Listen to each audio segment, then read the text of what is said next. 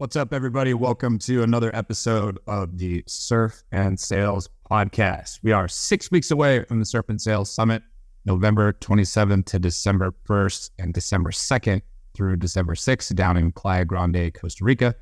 Check it out at surfandsales.com if you're looking for a great way to end the year. A little relaxation, a little learning, a lot of networking. We'll see you there. Richard. I'm good. How are you? I'm hanging in there. Do you want to spend any time talking about the fact that you are 0-6 in fantasy football so far? Yes, we can spend as much time as you want. I just think it's going to bore our guests. Yeah, I think all I needed to do was mention it, and the desired effects has been had so far. So I'm feeling pretty good about that. Not that my team is that much better, but we digress. We are going to welcome a sales development representative, somebody on the front lines today, actively prospecting, actively doing the good work, trying to create pipeline and opportunity.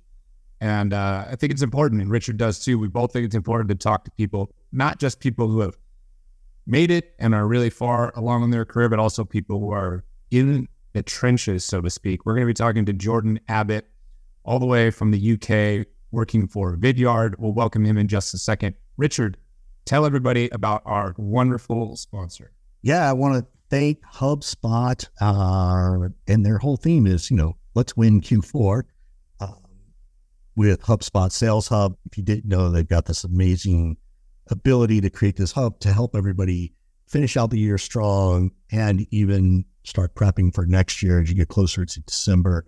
So it's, super cool to see. It allows you to unify your data and your tools, get your teams inside. It's got AI, lets you find your data faster, lets you mine that data for more things. And so we're really excited that HubSpot has been sponsoring us all year. We really, really appreciate it. And thank you so much. Let's go back over to Jordan. Jordan, tell people, give everybody some context, right? So what's your role? How long you've been there? What you're doing? And we'll go from there. Yeah, sure thing. Thanks for having me initially. So, yeah, Jordan Abbot, SDR at Vidyard currently. As a bit of context on my background, I initially trained as an actor. That was my sort of big dream. So my two main passions are sales and acting. Fortunately, I get to sort of combine those two passions through some of the content that I create. Sort of telling stories in outside of the box ways. Where I trained is a small town right in the south of England. In the summer, we called it California. It's Falmouth by actual name. Unfortunately, the surf's not so good down there. If you go to the north coast, you might find sort of 6 to 8 foot swells. I tried my hand at surfing, was absolutely terrible, but I enjoyed it. That's why you got to come. You got to come to ours. So like lessons are included. It's calm, waves. The water's like 85 degrees. It's beautiful. So plus you get to hang out with real. Yeah. I can imagine. For us, the water was freezing. I'm talking, full wetsuit, booties, hood, gloves, the lot. Not quite as pleasant an experience, I imagine. But yeah, just in relation to my career in sales so far, I'm sort of 3 years in, I'd say. The first year or so was rough. It wasn't plain sailing. I was doing the sort of traditional methods, hammering the phones, sending tons of tailored emails, and feeling quite demoralized when I wasn't achieving what I wanted to. So I knew something had to change. A couple of key things that I really changed was, bringing my whole self to work, being more human, being more personal, being more buyer-centric. But also I recognized the power of social and the power of video. And it just sort of so happened that I started using Vidyard.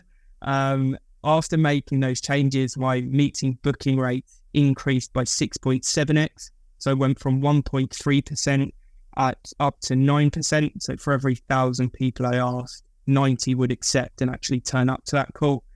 And yeah, so, you know, when I saw that Vidyard were hiring, it was a no-brainer for me. I had to jump at the opportunity with both hands. You know, it's a lot easier to sell something that you genuinely believe in, right? So yeah, that brings me to where I am today. But it's interesting that you mentioned acting being your passion and the corollaries between acting and sales. The immediate thought that I have is, you know, an actor gets handed a script and it's your job to bring that script to life. I can deliver the lines and sound like absolute shit, and you could deliver the same lines and it would sound amazing. And I've often thought that talk tracks and sales scripts are like that. And the scripts unnecessarily get the blame. It's not necessarily the script, it's the lack of life and passion breathed into the script from the sales rep. Do you agree with that? And are there other corollaries between acting and sales beyond that? Yeah, completely agree with that. It's all about, as you said, bringing that to life and telling those stories. You know, I think at its heart, that's what good sales is. It's storytelling. And it's all about resonating with your prospect, with your buyer at the end of the day. When you think of your favorite film, typically the reason it's your favorite is because you really resonate and are attracted to a certain character. And, you know, I think people buy from people. It's as simple as that. If you can build those really strong relationships with people, uncover those pain points and really fixate around how you can resolve them, then you're onto a winner. I got a couple of questions. I love what you said around, you know, storytelling, and I've sort of been dropping the phrase around story selling versus storytelling. Nobody wants to be told anything, right? Yeah. I'm curious though, from the thespian point of view, right? From an actor's point of view, what are the things you have to tell yourself to own it, right? To you know, as Scott was saying, you know, really make sure you bring it to life, right? You know, and is it really just repetition, right? Is it really repetition to just memorize it so that it just flows for you? I'm just curious if there's something in your head that you're like, okay, here's how I learned to do this in acting. Yeah, it's a really great question. So I think repetition is crucial, because each time you do something, it's going to be slightly different and it's going to uncover certain nuances. And I think really it's all about the depth that you can bring to a performance, but also the depth and layers that you can bring into a sales cycle, you know, rather than just fixating on, you know, a singular pain point. You really need to identify, okay, what impact is this going to have on you? What impact is this going to have on your team? What impact is this going to have on the larger strategic imperatives? I think as soon as you can attach something to a strategic imperative, that's when a deal will progress a lot quicker, right? Because it's got that emphasis behind it. And I think, you know, just as in a theatrical performance, if you can bring various layers, a lot of depth to a character rather than it just being flat, that's when you really start to connect with people. You mentioned a few times, you know, connecting with people buy from people, be myself, all this, be my authentic self, all this stuff. One of the things that I love about your brand, I guess you call it, your profile, you literally are calling yourself the Weird Al Yankovic. I was going to ask about this. I love it. I'm saying, what does that mean to you specifically? I love that you're embracing it. Yeah, indeed. So around that period that, you know, I felt like I was banging my head against the wall, I actually went on some social selling training. Part of it being the fact that before I felt like I was trying to fit this corporate mold, grey suit, briefcase. I need to talk in a certain way. I need to. It literally felt like I was reading someone else's lines. And throughout this process of the social selling training, one of the key things was just being human, because that's where you can then start to build those connections.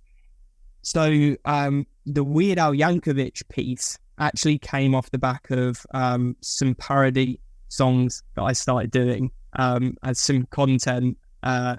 Initially, I did some Eminem ones. I did Lose Yourself, and since have done various other ones. So it just sort of worked. I think all too often do people put their job title as their tagline, but there's thousands and thousands of other people doing exactly what you're doing, and we've got to do what we can to stand out, right? So I'm hoping that leads people to go, oh, actually, let's take a look at his profile, and then they can see, a little bit more about me, and hopefully think, oh, he's a decent chap. I wouldn't mind having a conversation with him.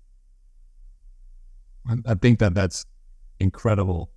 And I wonder if you make those videos and that content in a similar fashion to how you would use video to prospect directly, or if they're different. So maybe you could talk about the nuances and best practices of like using video for content like that, maybe more demand, versus using video to actually prospect or nudge deals along or even close a deal. Yeah, for sure. So I think the major difference is when you're using video within those early stages, prospecting intros, it's really a case of, it's all about connection rather than perfection. So don't sort of get yourself tied up about creating this perfectly polished video. You just want to be able to really efficiently tell a story, find a piece of insight that will resonate with someone in order for you to earn the right, as your t-shirt says, Richard, to earn the right to have that conversation. As you obviously start to build that relationship, you've got a bit more flexibility in length of time and how polished it can be. If you're walking through a proposal, or even a contract where, procurement, legal are going to be involved, perhaps then you should maybe take a little bit of extra time to really have it nice and polished. But you've built rapport with this person, so someone's going to invest more time in watching those videos. Whereas the sort of content piece, it's a bit more of a marketing-esque angle. Trying to create something that's going to build awareness, and sort of a bit more of a broadcast channel, you could say. And the way that I approach it is I try to be as professional and polished as possible. My skills, my camera skills aren't great.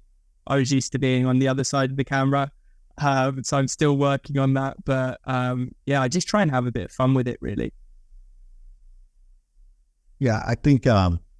make sure I'm not on mute because Scott will eat me alive. I love that part about, it's about connection, not perfection, which is, I think my challenge versus Scott's. Scott's really better at the connection piece, and I always look for this perfection thing, but that resonated really, really deeply. I appreciate it. Another question for you around video and even audio to some extent, right? As you prospect in the SDR world these days, do you use LinkedIn, assuming you use LinkedIn, are you using, not meant to be a plug, but are you using the video capability of Vidyard in the messaging? Are you using the audio? Do you notice a difference? And maybe even the better question is, what kind of message resonates well with people? When you're doing those things within LinkedIn. Yeah, it's a really good question. So one of the things that I've been doing a lot more recently is really keeping my eyes peeled for those people that post a video, because I find that they have the highest propensity to actually invest the time, watch my whole video, and then convert. So I think it's trying to find people that are familiar with whatever it is you do, and then personalizing as much as possible. One of the things that really infuriates me is when someone creates this great video, and I'm sure it's brilliant, but then uses a static thumbnail. There's tons of research that people are 27 times more likely to click something that is animated compared to something that is static. So really try and create something that's eye-catching. Whether you're on someone's LinkedIn profile, one of the things I do is put my little bubble right next to their profile picture. I'll throw a little wave across to them and then, start talking. Or, whether you use a whiteboard to write something, maybe write the prospect's name. There's an app called Big on your phone that you can just type something in and then you hold your phone up. It's basically any way that you can catch someone's eye and try and encourage them to make that first click and then invest the time in actually watching your video. Is there optimal lengths? Is there do and don'ts? Like, don't ask for a direct call to action anymore through the video. Is there any quick hitting tips you can give those out there using prospecting right now? Yeah, certainly. So always include video in the subject line if you're sharing via email. It encourages someone to open that email. Yeah. I've never heard that before. That's really smart.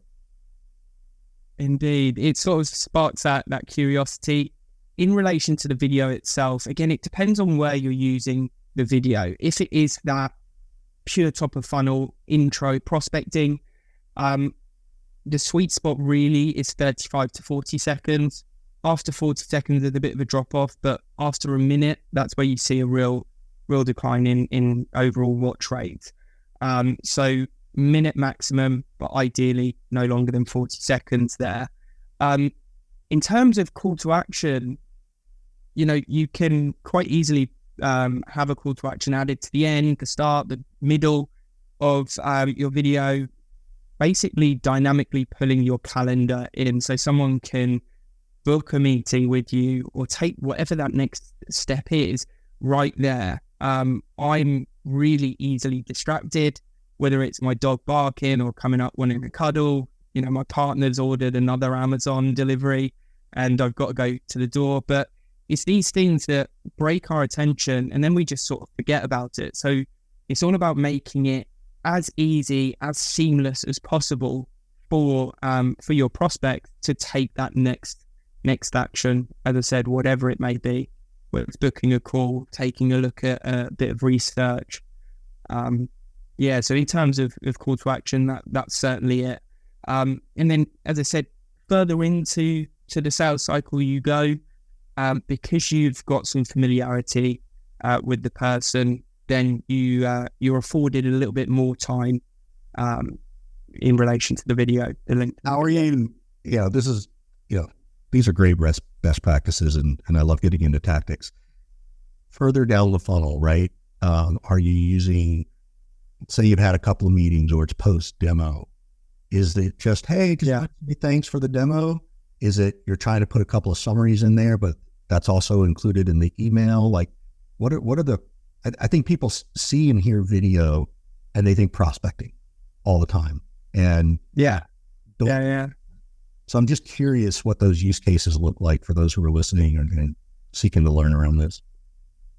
Yeah, for sure. So following that prospecting use case, following up, using video to follow up with that initial message, right? It's not always so that video is going to be a one-hit wonder and someone's going to book right in.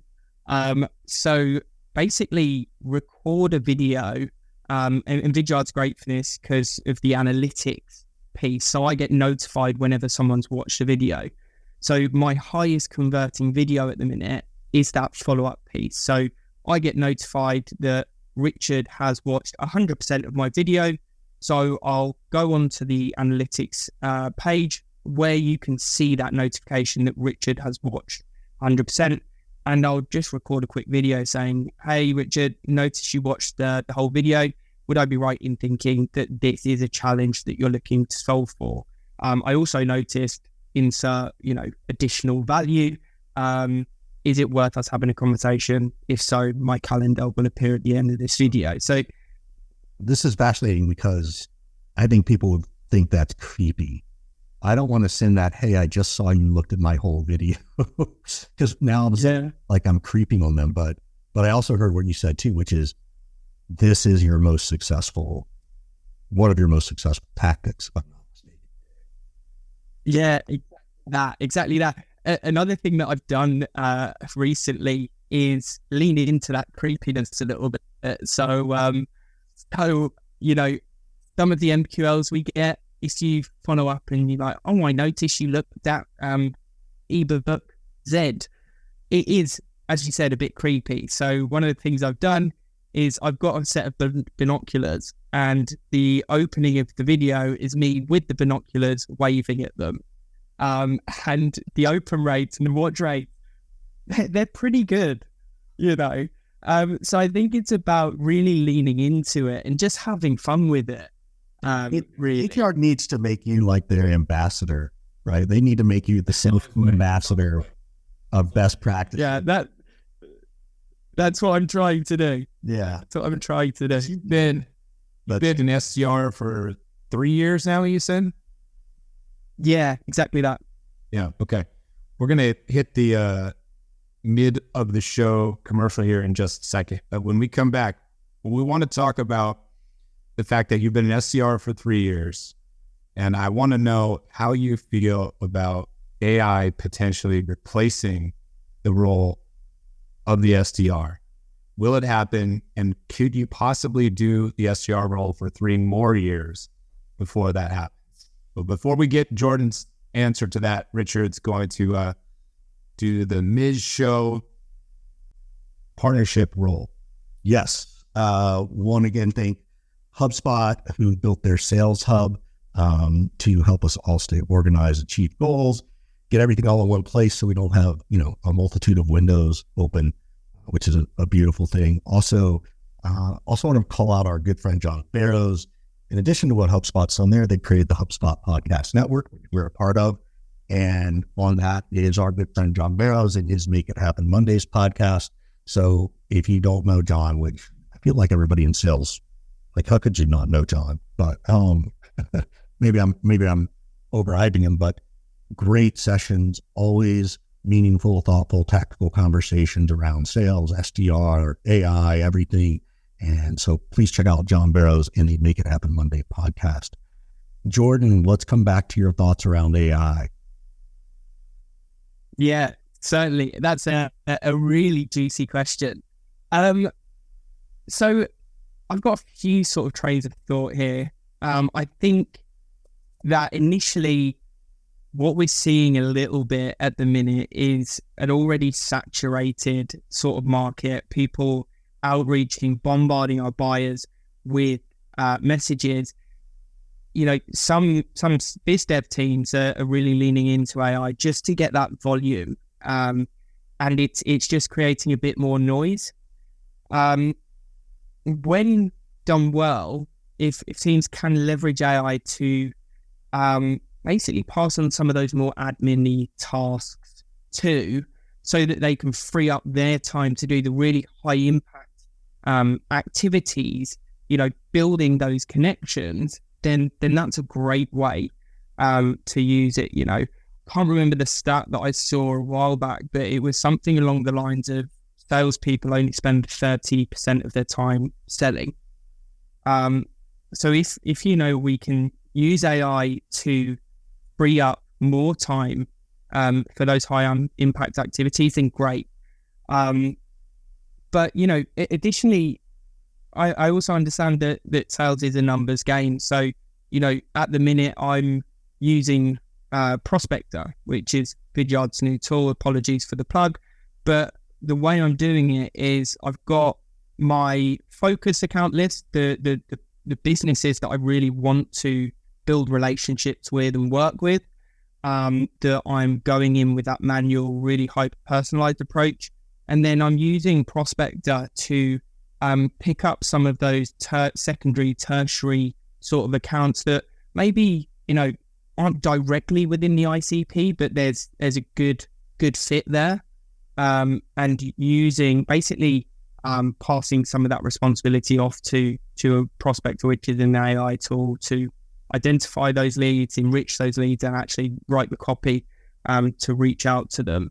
So I think, there's certainly going to be places for AI to sort of own and to alleviate some of the burden that's on salespeople. But I just don't think we'll ever be fully replaced by AI, purely because, as I said, What if people buy from people. Jordan, what if I can make an AI video of you? Right? Because we're almost at that stage. Like Scott's created the AI video of, the Skeletor for his training group. Yeah.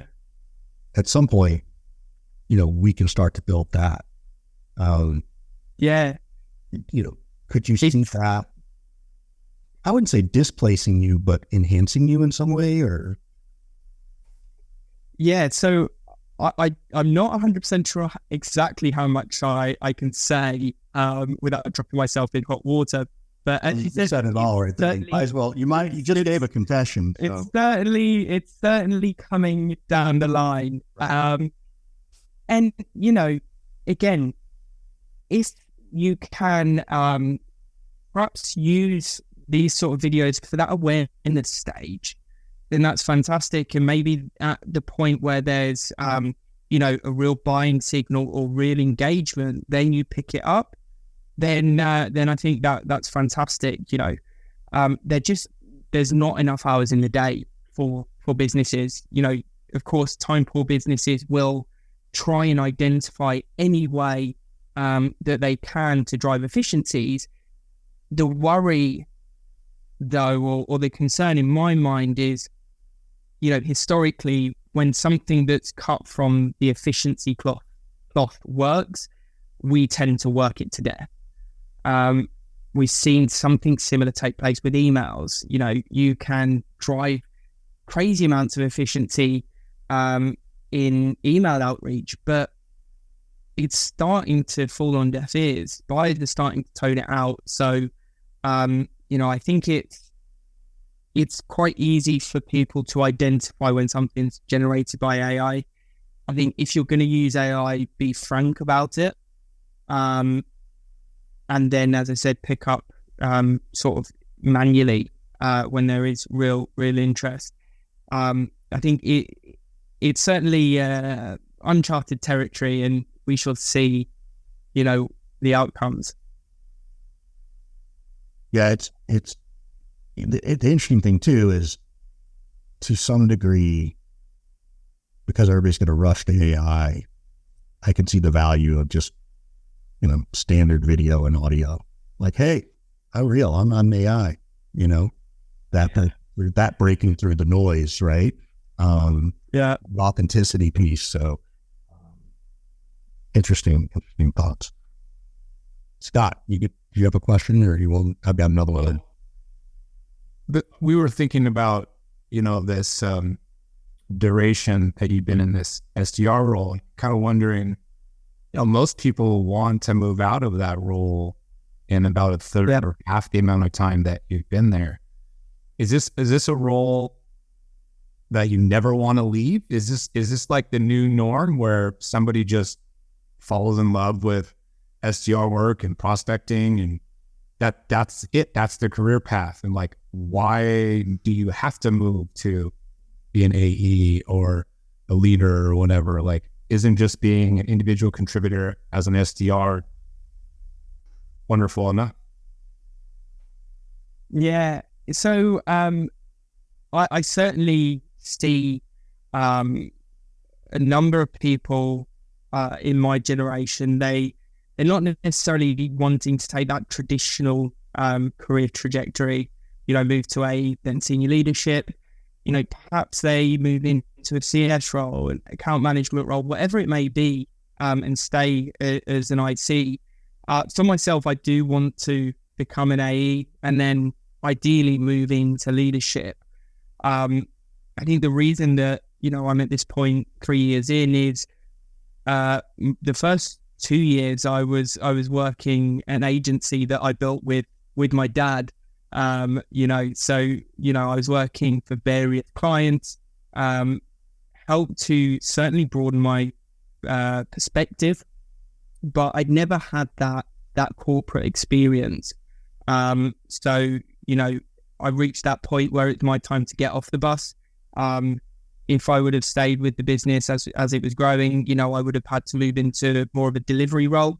I personally love sales, so I wanted to follow that sales career.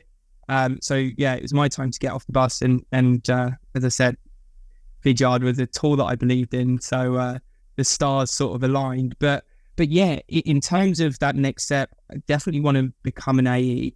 I absolutely love identifying those business challenges. I don't know if either of you have seen Sherlock Holmes with Robert Downey Jr. and Jude Law.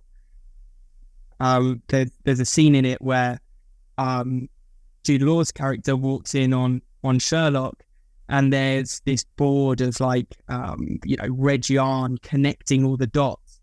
That's sort of how my brain works, and I love making those connections. And that's why I see sales as is problem solving. But yeah, the thing that's missing for me is continuing that relationship build throughout the duration of the sales cycle. So yeah, I certainly want to become an AE, and doing all I can to develop that skill set so that transition will be as smooth as possible.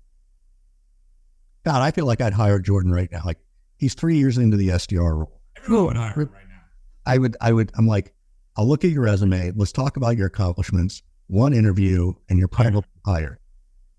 Yeah. Richard just tripled your salary. Yes.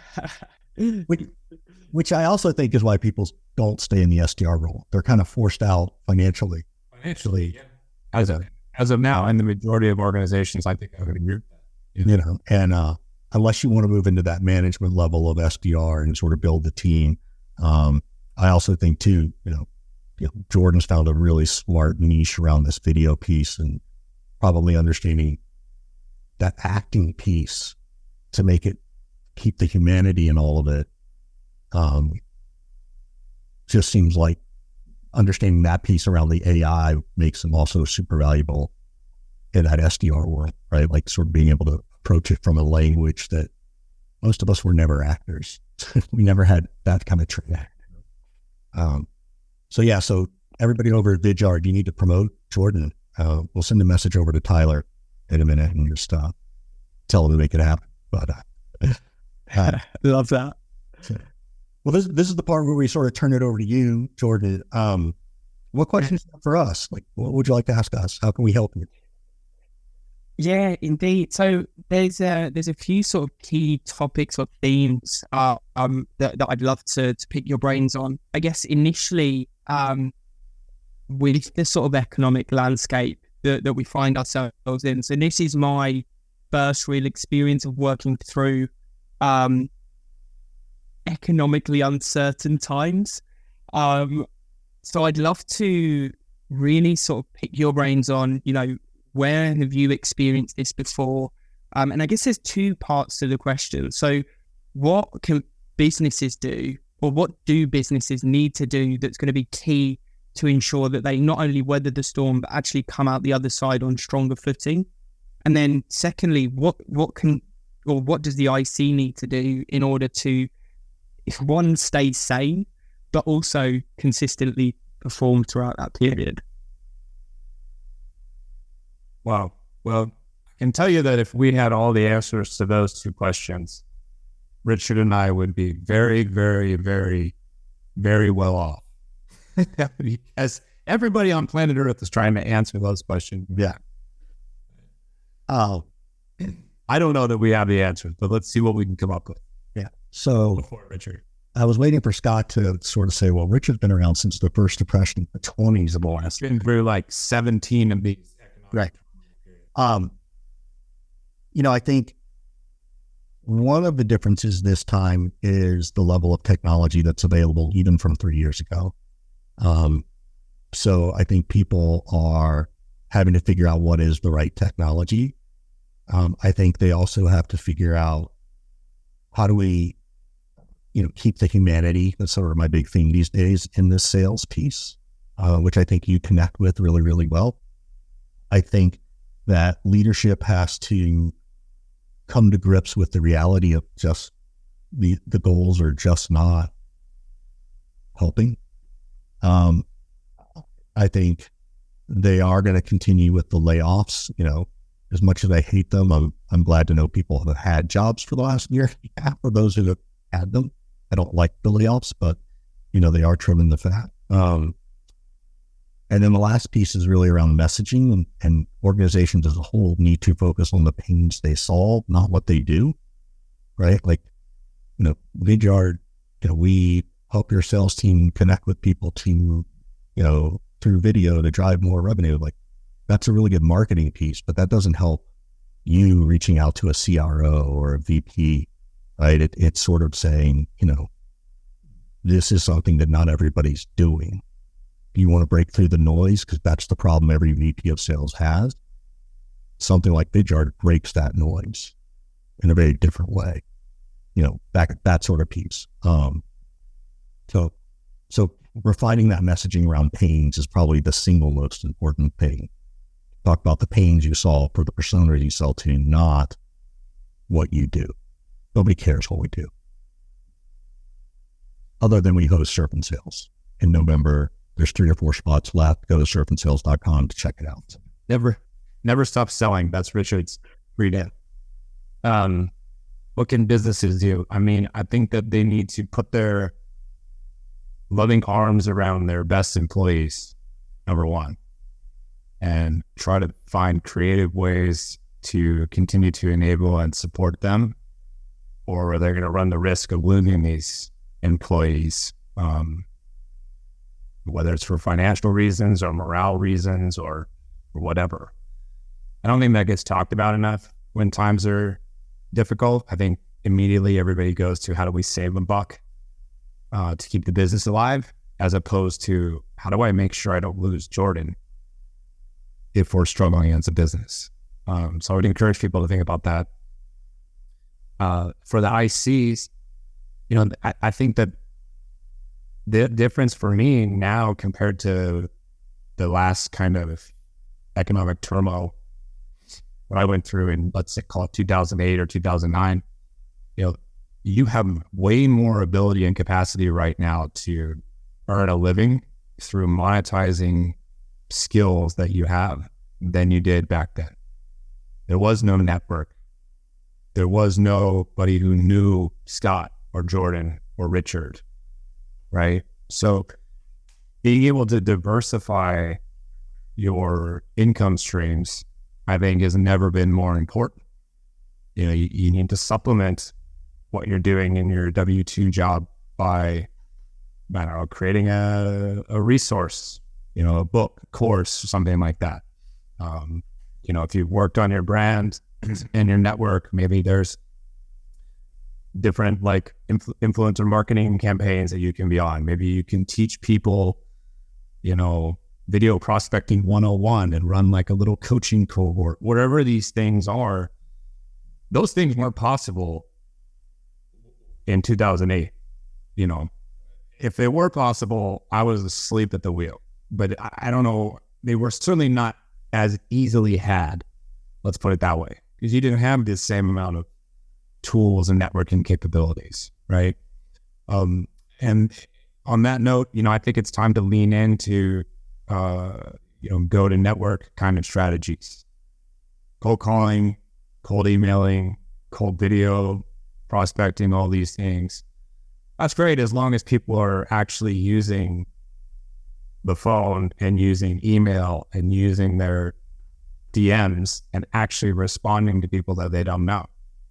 So when those dry up and we change behavior completely and we only respond to people we know, you better know a lot of people.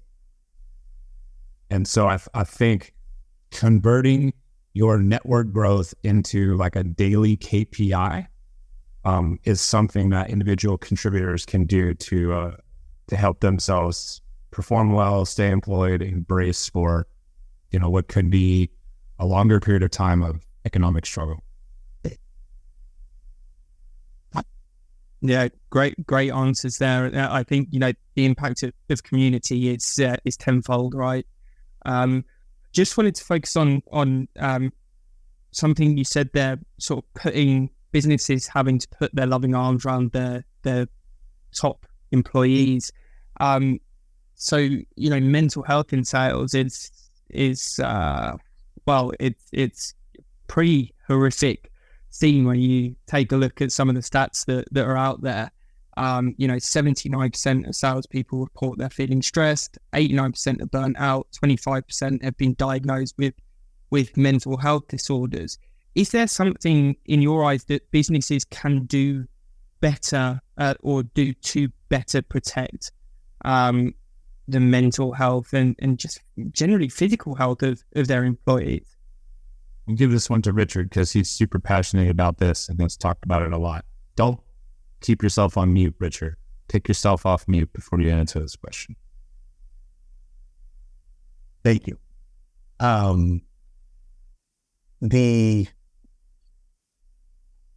answer is yes. These are all things that matter. The challenge, and I think it could be different here versus where you are, culturally from the States versus Europe. In the States, sometimes organizations don't want to discuss this because it could create some sort of healthcare liability, blah blah blah. But they try to say, well, we have this helpline that you can call, through the insurance company, which is not enough. And I do know there are more organizations, particularly in the startup space, who are, there are actually now companies where you can dial in and get support, where you can find therapists and stuff like that. So I know companies are offering that.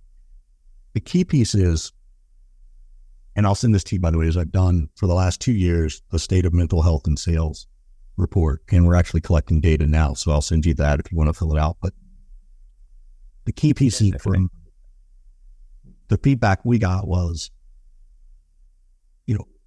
when you were most successful, what was your leadership team doing?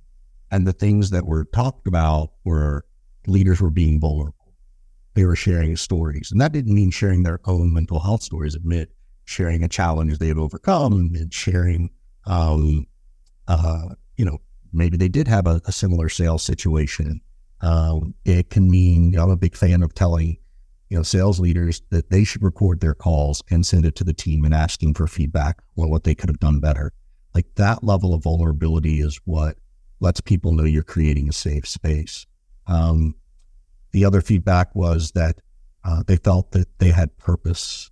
They felt that they were connected to the other members in their organization, which brings up the whole work from home, hybrid piece, because it's harder to make that happen, but it can be done. So I think that's a big piece. I think wrapped around all this, particularly in sales, particularly in the startup world, is that very few sales leaders and leaders in general in our space have zero training or coaching themselves on managing human beings, how to handle this, how to discuss this, how to do this. Like my first management job, I was 23 out of college and working at the Gap, and I had to tell one of my sales employees that they had tremendous body odor. Nobody trained me on that. Nobody taught me how to have a very uncomfortable conversation with, someone of the opposite sex around a very personal, hygienic thing. And so I think that's the piece that's really missing. And then when you combine that with the traditional pressure, particularly in sales, so you still have to hit the number, right? It's kind of like, I don't want to hear about everybody's trigger. I don't want to hear what's triggering you to have a down day. Like there's still some of that mentality out there. So the key is to find out what your team wants and how to create a safe space and being able to coach to it. But you're right. It's a super important topic. Thank you for asking. I'm really looking forward to receiving that the state of mental health quiz, and so some of the key takeaways that I got there was it's really about being a people leader, actually resonating with what drives that person, what makes that person tick, and equally, downfalls isn't the right word, but vulnerabilities, identifying them and being able to navigate that. That's the biggest piece, right? And as humans, none of us like to be vulnerable openly. Then on top of it, sort of the traditional sales mindset isn't necessarily wired for that. It is also why I think, and I'll say this, I think my most successful leaders have actually been women. I don't know if it's because they have a more nurturing attitude, or if because they were mothers, or maybe it's something I just needed that extra attention from that perspective, right? Like maybe some of my own psychological bullshit. Who knows? But I do often see and hear that's been a huge piece. So for what it's worth. So if I offended anybody, well, sorry, not sorry. That's been my experience.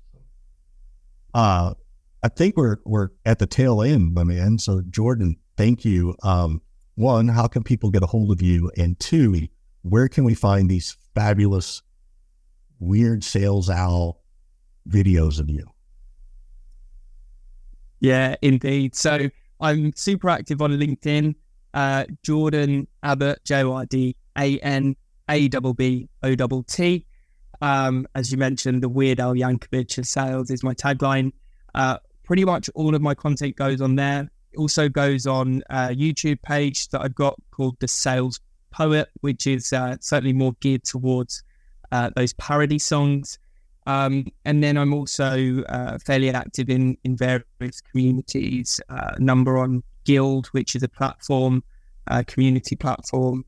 But yeah, always, inbox is always open, always happy to have a conversation. I'm a bit of an avid whiteboarder, so I find any opportunity I can to jump up and have a little scribble or brainstorm.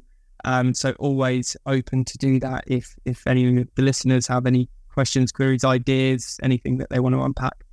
Good stuff. Appreciate you spending time with us today, Jordan. Wishing you the best as you close out the year, and we will see everybody next time on the Surf and Sales Podcast.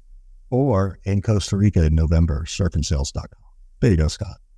That was just for you. All right. Thanks, Jordan. Thank you very much, gents.